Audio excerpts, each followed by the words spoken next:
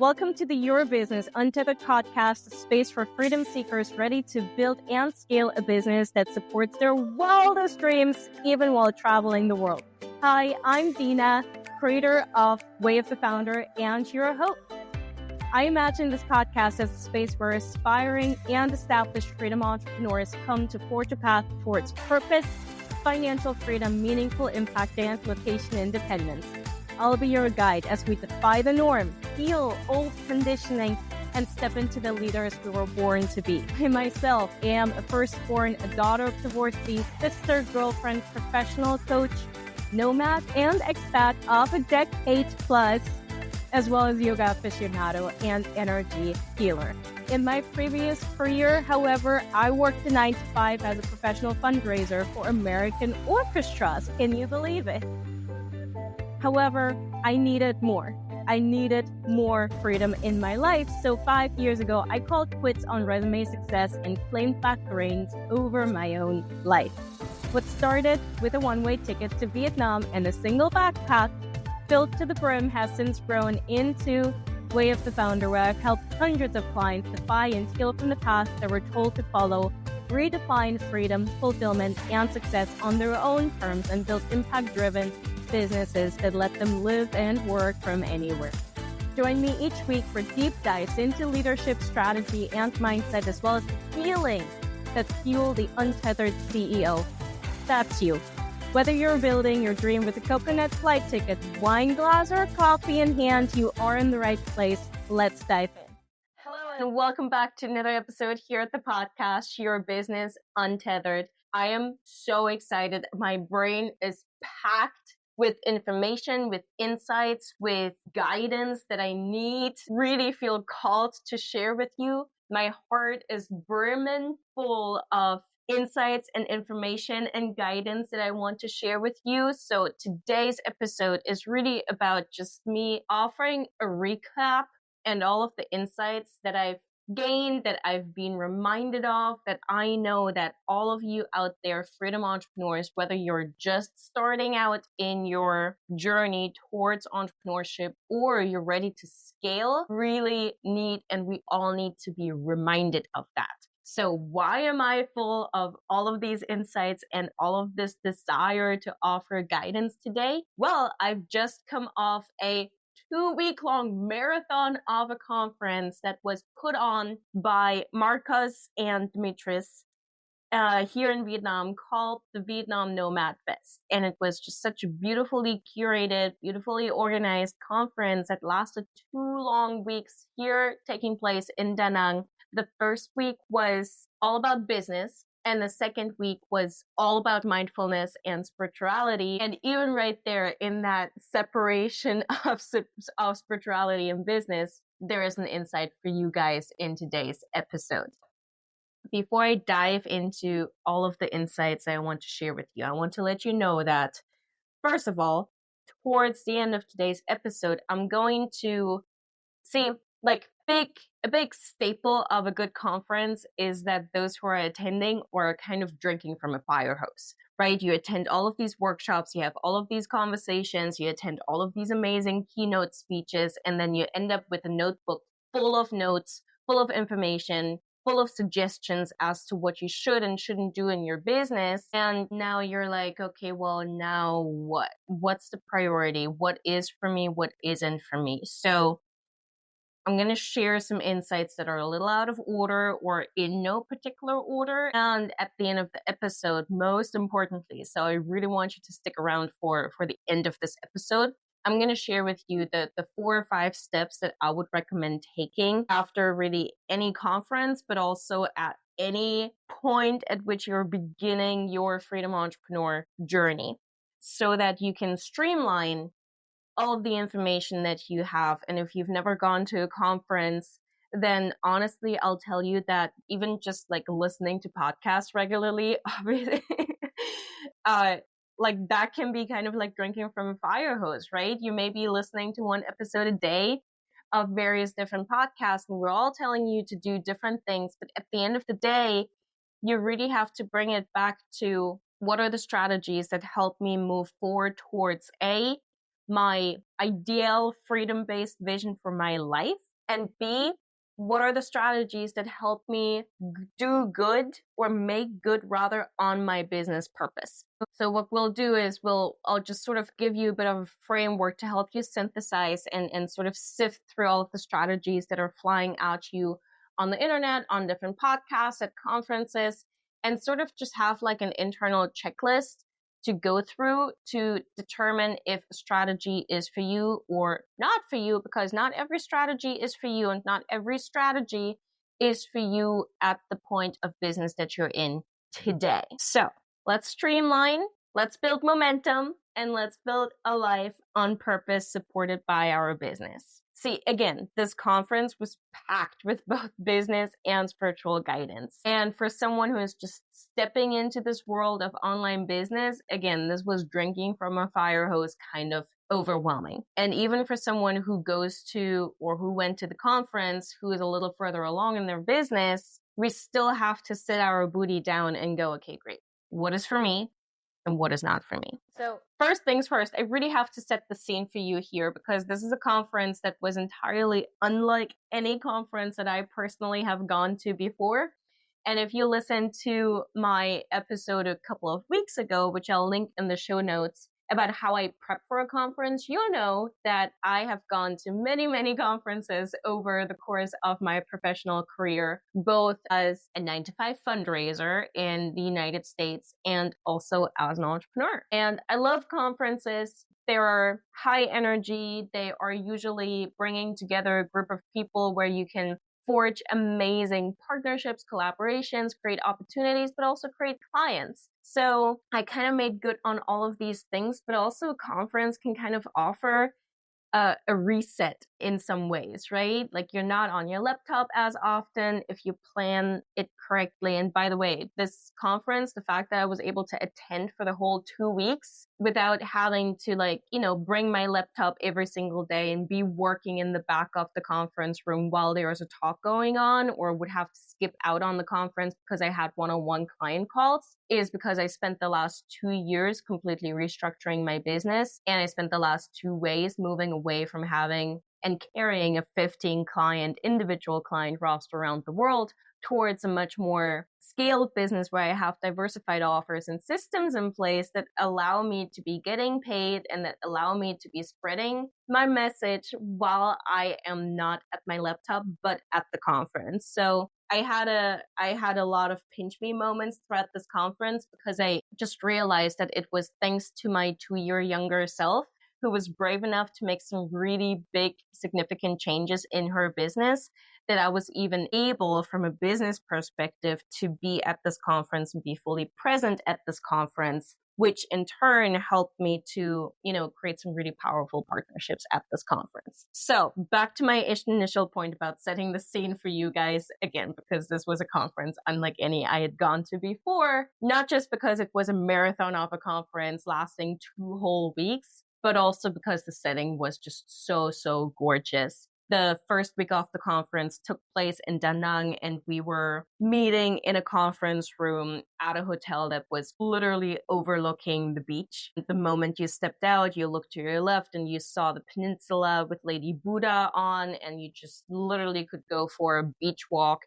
in between sessions or doing lunch. So just the flair was really, really special. And the second week for me hit me very differently in a really positive way. Was the second week was set in Hoi An, which is a cute little town, I just get really mindful and spiritual and very connected to my soul, to my purpose whenever I go into Hoi An. So it's this cute little town. It has a river, but it's seaside still. So it has a lot of beaches just along the outskirts of the city. And yeah, it's still a bustling city, but it's a city where you find quiet and serenity a lot more easily than you do in Da Nang. And very smartly, the conference organizers decided to situate the second part of the conference down in Hoi An, where there were a lot of workshops happening that were more spirituality focused, more wellness minded, more mindset oriented.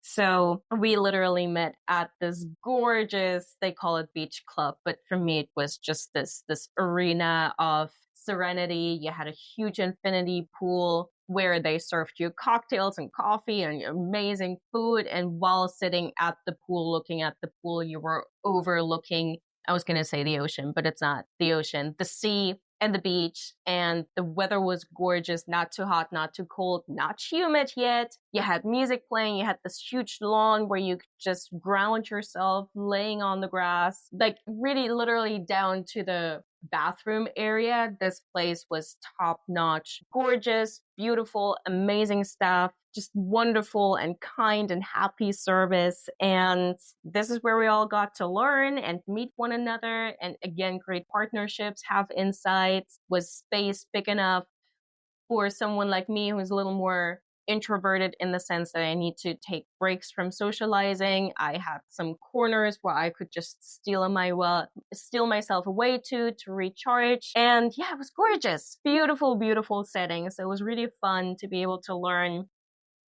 not in a stale, stiff, white conference room where you can't really breathe and where you don't have a view and where you don't have oxygen, at least not fresh air. We had all of these things and then some amazing workshops. So that's the scene for you. Now, let's dive into some of the biggest insights that I've had throughout just talking with people and colleagues at this conference and in listening to some of the workshops that were being offered as well. So these are, let's see, 1, 2, 3, 4, 5, 6, 7, 8, 9 insights that I have for you guys. They're in absolutely no particular order. Like I'll share some insights on as far as mindset is concerned, right after some insights as far as strategy and AI is concerned. And you just take away from this whatever it is that you need to take away from this. So First of all, there was a lot of talk about AI, as there should be. And what I heard sort of as a subtext in these conversations about artificial intelligence is how we can all use artificial intelligence to make our client outreach more efficient, use artificial intelligence to craft offers and the messaging for our offers. And I want to just really call this out as a huge red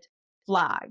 Now, listen to me when I say this. I use AI every single day. As a quick example, I use AI to write the show notes for this episode. But that is easy because I know what I want showing up in the show notes. That is easy because I can just give the transcript of my own words that I speak when I record this episode to just feed into ChatGPT, and what I get back is something that feels really authentic to me. That's just like a really small little thing that I do with ChatGPT, right? So I'm not saying don't use AI, but I am saying AI is here to strengthen the messaging that we create. AI is here for us to train it to be a thinking partner, a strategic thinking partner to help us elevate and communicate better and deepen what it is that we already know and have already figured out we want to be doing, we want to be offering. So it's not here to do client outreach on our behalf. It can do that, but that's how you end up with one-off clients. That's not how you end up with repeat clients, because repeat clients, more so in this day and age than 10 years ago, are craving a personal heart-to-heart connection. So if you want to create repeat clients, which is a really smart thing to want to be doing as a business owner, don't lean into AI for client creation. Lean into AI to clarify and amplify what it is that you already want to say, who it is that you already want to be talking to, and what it is that you already want to be talking about, right? You cannot outsource your message. And this essentially is the same point I'm making, but technically it's also the second insight that I'm sharing with you guys. You cannot outsource your message, not to AI and not to copywriter, not until you have created your message. Now, you can hire a coach, maybe even a copywriter coach, to help you figure out what it is you want to say, why you want to say it, how you want to say it, all of these things. But you can't just share your vision with AI or with a copywriter. Create content for me. That does not work. You cannot outsource who you are. You cannot outsource the work it takes, the inner work it takes to reveal who you are and how you want to show up. What do I mean by that? Well, typically when we step into our business owner shoes, we have to do a lot of inner work. We have to let go of the habit of trying to figure out what we need to say in order to get this job, in order to make our boss happy, in order to hopefully get the promotion or the raise at the end of the year. We have to start figuring out what it is that we need to say, what it is that we feel called to say, the authentic thing that we need to say that will make me feel light up because I just gave myself permission to say the thing, and that will therefore also magnetize the people who are meant to be in my community. AI can't help you do that. Healing your mother wound will help you do that. Healing your inner child will help you do that. Recognizing where you're engaging in patterns and behaviors that are sabotaging you, that are holding you back,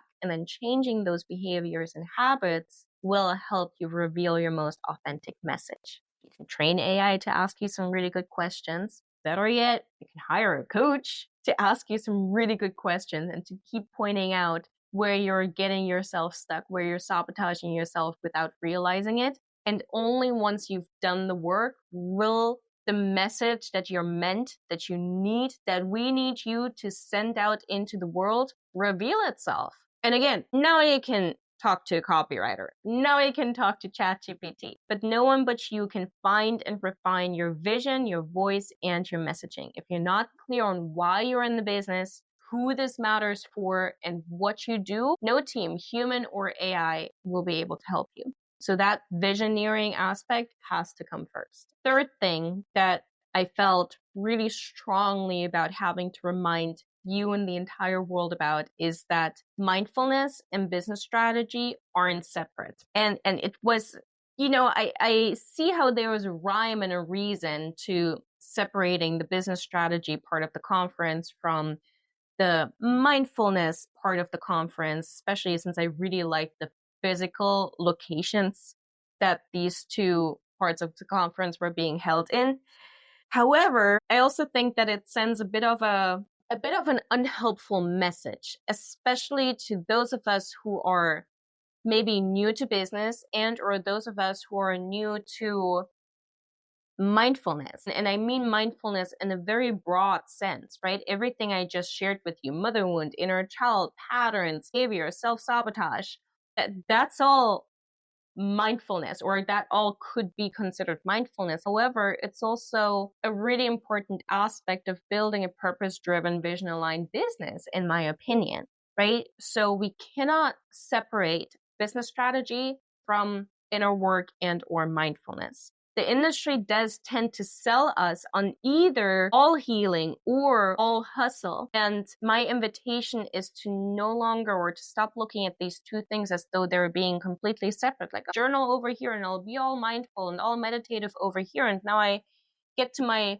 business and I hustle for the next 10 hours. No. Can you learn to integrate one into the other? Can you learn to integrate the intuition that you're reconnecting with doing your meditation into how you approach your business without going all the way and swinging the pendulum all the way to the other extreme and trying to meditate yourself towards success? That also doesn't work. Corporate hustle won't fly in entrepreneurship in exactly the same way in which meditating your way towards wealth won't fly either. So my invitation here is to integrate the two, reconnect with your authentic voice and your intuition, and then success will come as a result of being willing and brave enough to integrate these two. Now, in a bit, I'll share, I actually have a resource on that.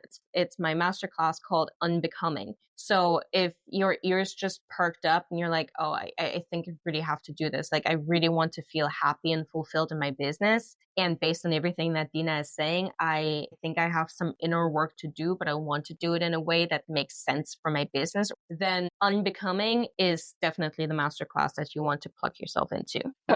Next insight. And I heard this at least 10 times during this conference and have heard it maybe a bajillion times in the last 6 years. And this is this idea that because you have all of these savings that allowed you to be brave enough to quit your job and begin to travel the world, you don't need a client right away. And this has shown up in like at least 10 times and in at least 10 different ways over the course of this conference, right? Some may say, like I still have this freelance job, so I don't really need a client. So, I'm just trying to figure out what to do when I want to do it. But, I don't really need clients at this point. Like this one client pays the bills. And then when you start digging, that same person is actually really fucking anxious about money, because what if this one client that you call your freelance job stops needing your needs? What now? Another form in which I've heard this same belief, this same self-sabotage, really, let's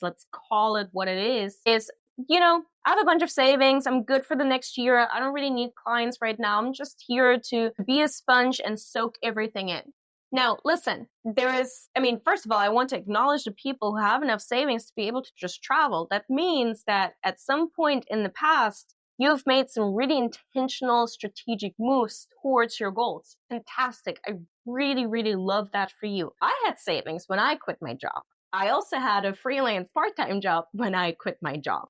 But these two things, I chose for these two things to be a huge kick in the ass for me to create as many clients as possible, as quickly as possible, because I always wanted to be having savings and not completely drain my savings. And also because I didn't really enjoy the freelance part-time job that I had. I was grateful to it, but I didn't enjoy it. And I also knew that because I didn't enjoy it, I wasn't showing up as my best self.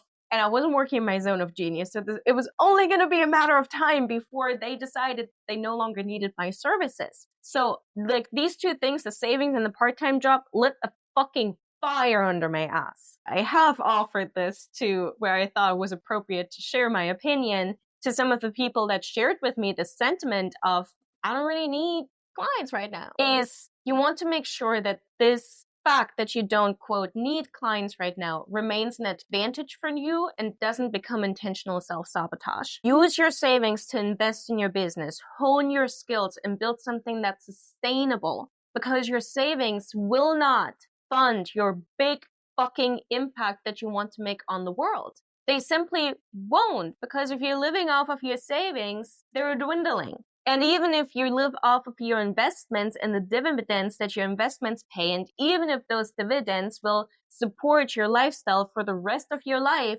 chances are, unless you're like Jeff Bezos, these dividends will not pay for the big fucking impact that you want to make on the world as a result of creating this business. So I want you to look at the financial security that you have, a freelance job or savings in the bank, as an accelerator towards building your business, not as a reason to not go hard on creating clients and creating business and creating massive amounts of income and revenue, so that, again, you can have the impact you want to have. You can give back to your family. You can give back to the community. You can create the change that you want to see happen in this world. So take a moment right now and tell me, what is it that you want to have happen in this world as a result of your work, as a result of you going all in on your business? And then tell me if your savings can pay for that impact.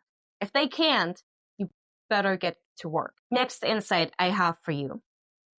Also something I've heard repeatedly at this conference and hear once in a while outside of the conference, and this is a bit of a regret sentiment, a bit of a sense that I kind of regret quitting my job. Like, yes, now I'm here, but also I'm lounging by the pool right now in the middle of the day doing this conference. I feel kind of bad. And I just wish I had stuck it out a little longer until I had gotten this visa, until I'd gotten my residency, until I'd saved more money, until I'd gotten a promotion. And what I want to say is, hey, you're human. Welcome to the human experience. We have conflicting emotions. We're really happy that we quit our job, and we're really regretful that we did. It's okay to feel conflicting emotions. And in fact, if you're willing to acknowledge the fact that you are regretful of an action that you've taken in the past, that means that you have a pretty good level of self-awareness, and that's something that we can strengthen and work with and create beauty out of. So what I want you to hear is that more likely than not, the sentiment of, I really regret quitting my job, isn't a thought that comes from your most authentic self. Likely your most authentic self, your intuition, The self that knows that you are unconditionally loved led you to collect the bravery it took to quit your job. And now what's happening is your conditioned self that was taught to love submitting to societal expectations, to family expectations, to professional expectations, that learned to love stability, that learned to pursue success only by the book, is now waking up and throwing a fit, going like, what the frick have we done? Why are we no longer going to our 9 to 5? Why are we no longer paying into our 401k if you're in America? Why are we no longer X, Y, and Z? What about the gap in our resume right now? What the fuck is happening? So I want you to recognize, wait a minute, is the voice that's telling me that I'm regretting to quit my job my authentic voice? Or is it the voice that I was conditioned to take on by family, by society, by the field that I'm in? And if so, I offer that you turn around to that voice and give her some love, because that voice in part got you here. Give her some love, give her some gratitude, and say, hey, I've got this. I've got this. It's okay for you to take a backseat right now. I've got this. Again, strategies you need to do that. I teach them in my masterclass on becoming. The next insight that I've had, and I'm not going to lie, this one actually irked the crap out of me. On one day, doing one particular instance at this conference, it was suggested that you can get to profit, not just revenue, to profit within 30 days of launching your business. Now, I'm not saying that's not possible. Like, if you have that much momentum, go for it. I'm not going to steal your fire. I'm not going to get in your way. Go ahead, do it. But first of all, what does profit mean to you? I mean, what is it on paper? And like, is that really true? Because you just told me about all of the investments that you've made up front, and like, really? Now we're having profit? Like bottom line profit? But what does profit mean to you? And then what are you going to do with that profit? And also 30 days? Okay. So is that profit sustainable? Do you have all of the systems in place that you need in order to have profitable months on repeat? Do you have the structures in place to diversify and thus scale beyond the one product that just helped you create profit in your business? You have the team in place. And most importantly, is what you're doing making good on the business purpose statement that you have set in place? Is the way in which you're creating this profit supporting you in creating the lifestyle that you want to create? Now, in my humble experience of doing this for 10 years, it's not possible. You can build a firestorm of a momentum within 30 days, absolutely. But to create all of the systems, the structures, the diversified offers, the scalability that you need to have in place inside your business to, again, A, make good on your business purpose, B, the life that you want to live, because none of us can pour from an empty cup, it's going to take you a little more than 30 days. So it's not so much a put down on, the particular situation that led to this statement at the conference. It's more a call out on a bigger conversation that I'm seeing in the online business world, and that is, you can scale your business to 6 figures within 6 months. You can create a sustainable business within this many days. Yeah, sure, it's all possible. I got to multiple 5 figures within weeks of launching my business. It's absolutely possible. I've seen my clients do it. I've seen colleagues do it. But I've also seen clients who took a year to be able to replace their income from their previous job. And that is perfectly fine. But you know what? That is also sustainable. You know what? They do it in a way that feels really aligned and really fulfilling for them. You know what? They do it in a way that allows them to create all of the foundations that they need, mindset, business, systems-wise, to now build upon that. So I want you to hear me when I say this. It's okay for you to take a year to build a business to the point where you have recurring monthly revenue, where you take a nice salary out of your business profits. It's okay for that to take a year. It's okay for you to take 5 years to get to multiple 6-figure and 7 figures in your business. It's okay for you to be a solopreneur for the first 2 years in your business before you hire a team member. It's okay for you to do business in your timeline. Now, don't take this to mean to go all lazy and to not go all in and to not go into overdrive a little bit in order to get the business off the ground. Building a purpose-driven business takes time, because your business, or your purpose rather, is meant to be so much bigger than what you can create within a month.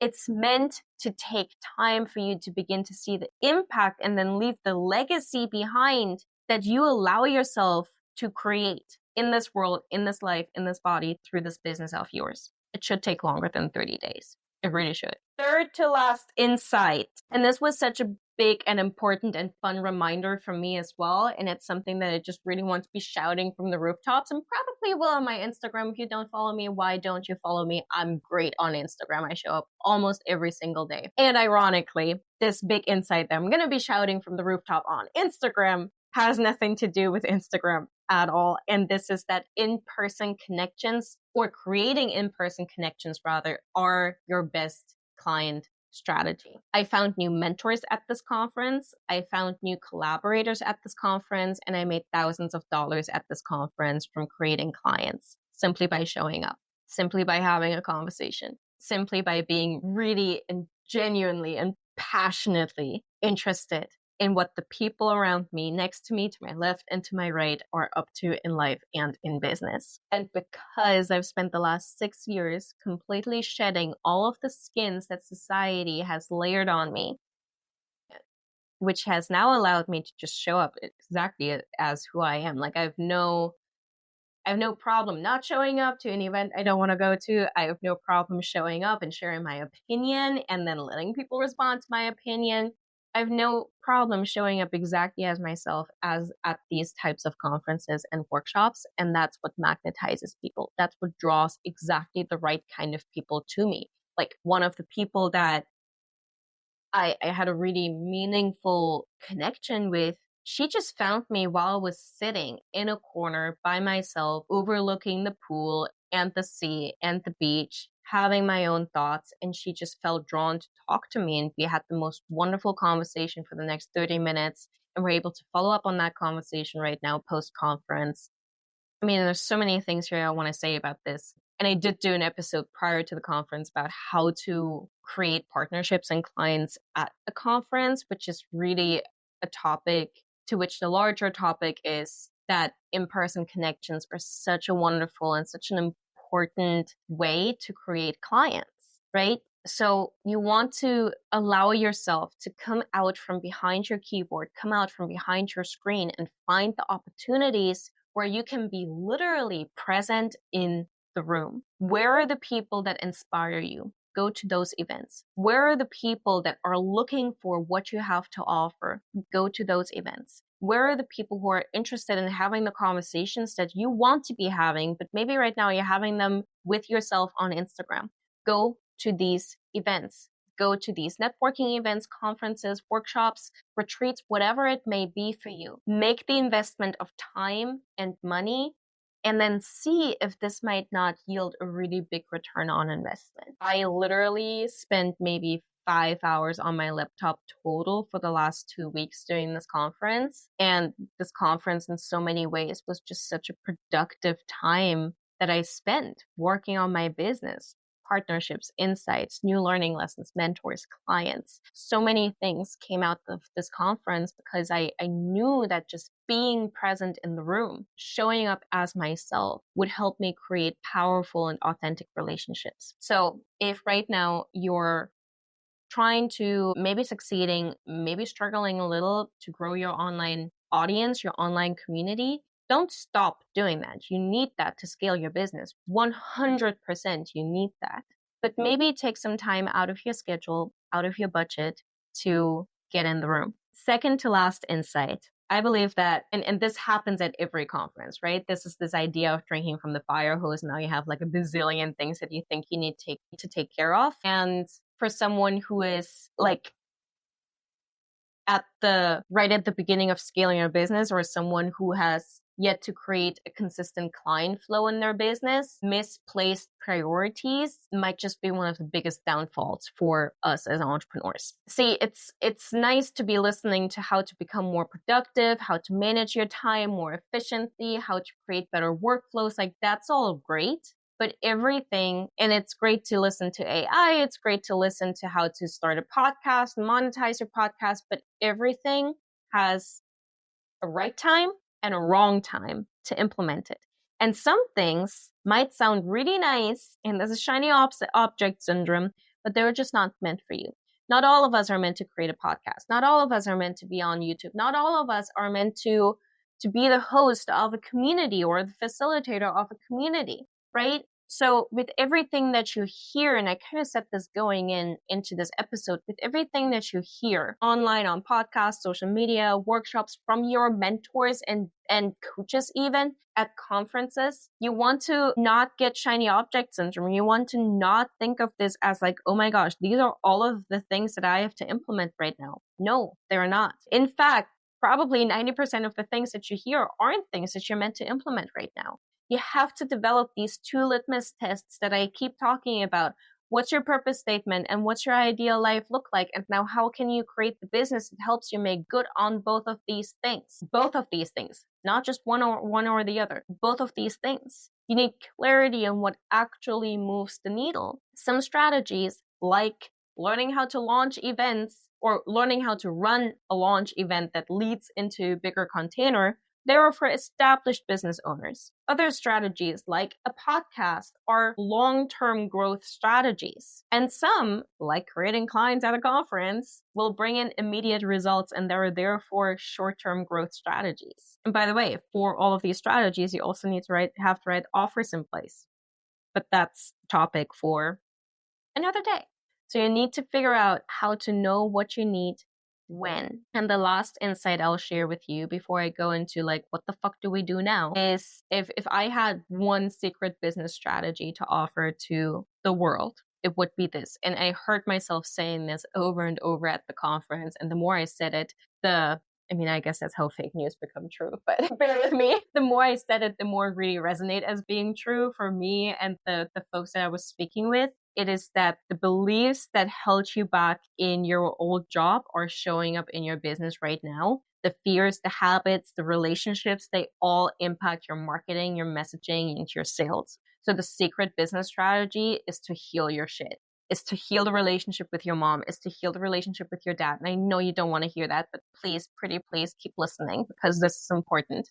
The secret business strategy to fixing inconsistent sales is to look at your relationship to money. The secret business strategy to showing up on camera, to showing up on Instagram every single day is to look at your relationship to your acne, to your face, to your skin, to your body. Now you can't just, I have a client, or I recently had this conversation with a client. She was like, well, when have I healed enough in order to now build the business? And the answer is always yesterday. You want to be doing these things in tandem. This goes back to one of the previous points that I was making, right?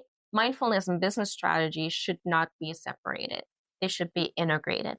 So there you go. That's the secret business strategy I have for you. So now, where do we go from here? So,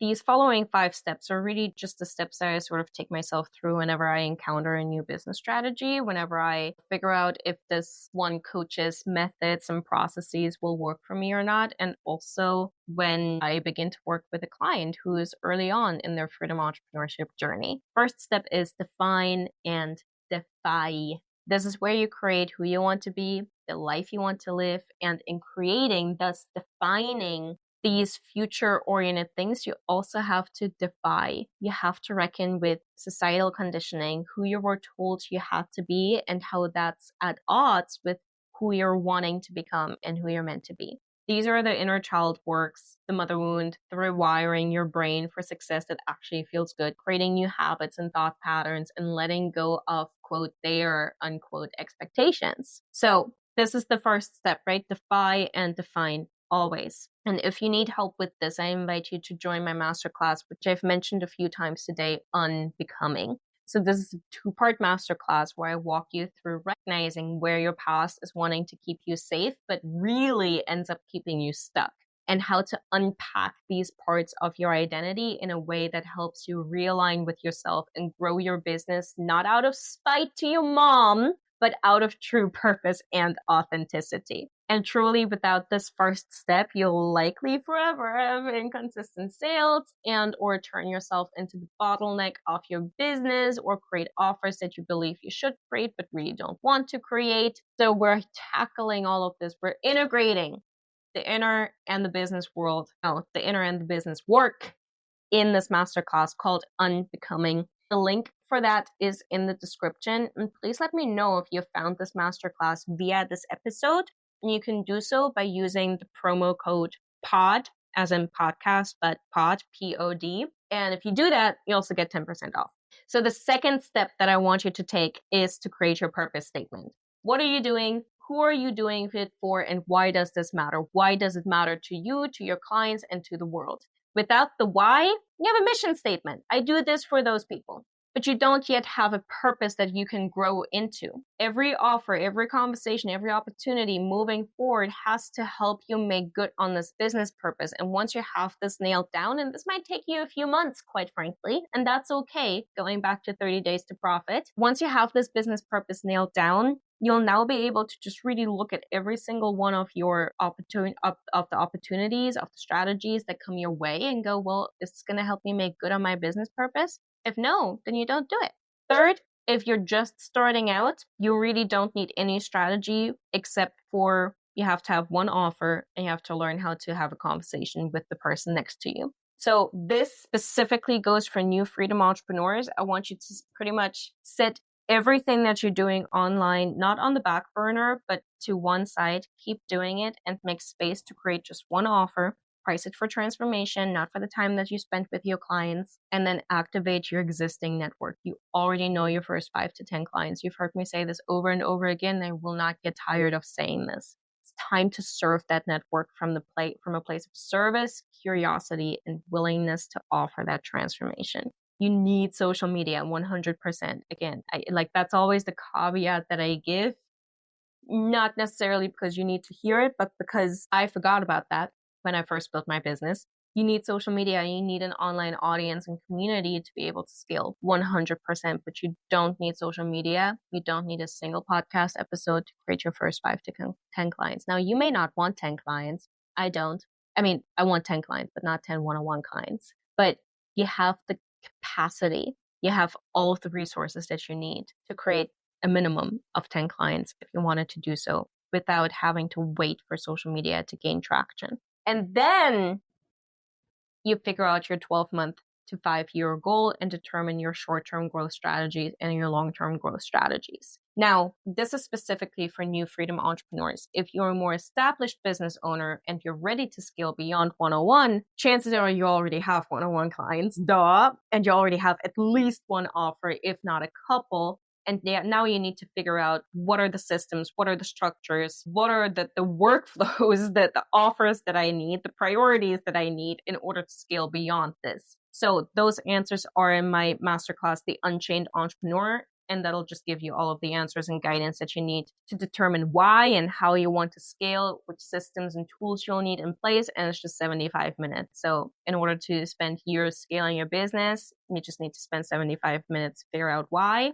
and how, and the rest will unfold and fall into place for you from there. So this is all I've got for you. I have obviously a lot to say about this conference, which, really is testament to the conference. It's always great to walk away from the conference with a lot of thoughts, with a lot of new relationships, connections, partnerships, opportunities, clients, and just have a lot of thoughts to share. So please let me know in the comments today or shoot me a message on Instagram. What was the greatest insight that you have gained from my recap of this conference in today's episode? And most importantly, what are you going to do about it? I've shared plenty of actions and insights and new ways of thinking about your business with you today. Now it's on you to go and play and make some magic happen. So let me know which action steps you're going to take as a result of today. And as always, create more freedom today than you did yesterday. I love you. I mean it. See you next week.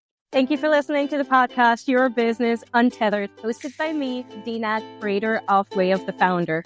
I love hearing from you, so please drop me a DM on Instagram sharing your insights from this episode.